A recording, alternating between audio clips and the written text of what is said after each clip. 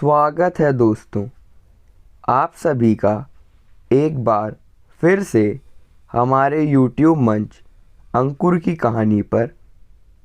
आज के इस वीडियो में आप सुनेंगे short moral story in Hindi. यह छोटी सी प्रेरक कहानी सुनकर आपको मज़ा आएगा। यह कहानी बहुत साल पहले की है। दो मुसाफिर एक साथ किसी मंजिल के लिए निकले। एक का नाम था लाभ सिंह और दूसरे का नाम था संतोष सिंह। दोनों एक साथ सफ़र कर रहे थे। दोनों में फ़र्क था स्वभाव का।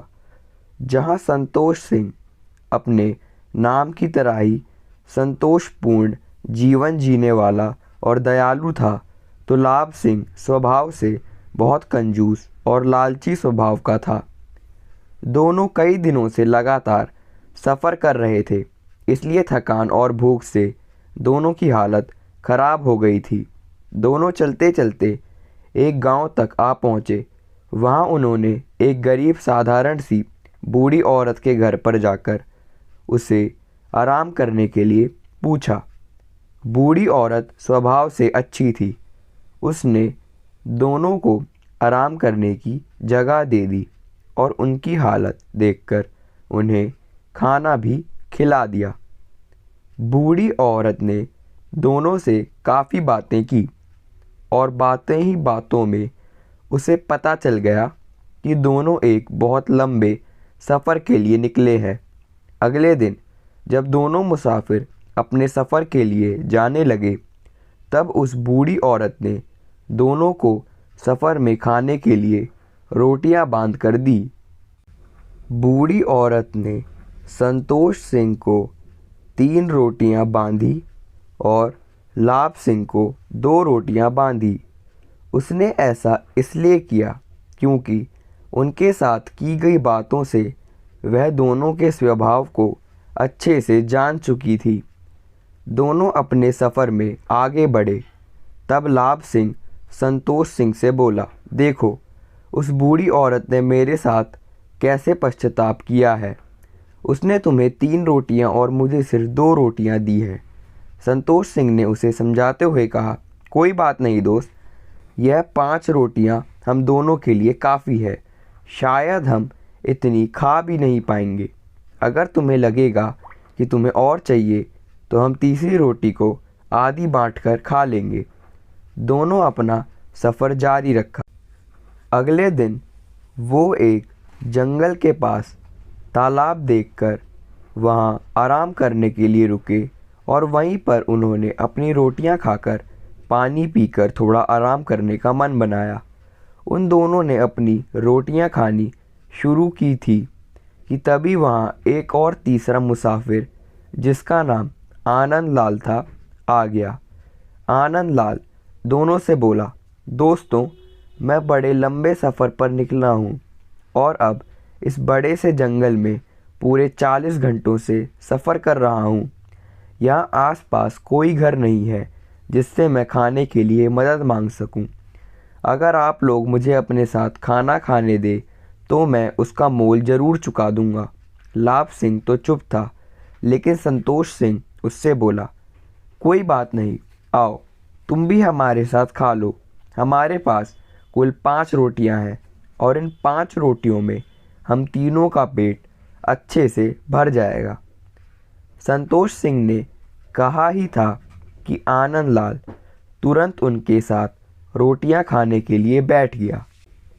संतोष सिंह ने सभी रोटियों को तोड़कर 3-3 हिस्से किए।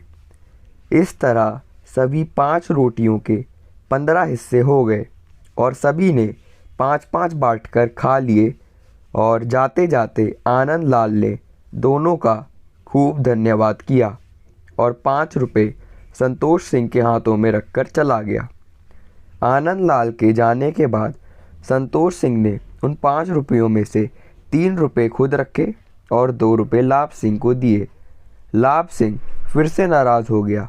उसने कहा, आनंद लाल ने यह पैसे उसकी मदद करने के लिए दिए थे, ना कि इसलिए कि हमने उसको रोटियां बेची थी। लाभ सिंह संतोष सिंह को बुरा भला कहने लगा।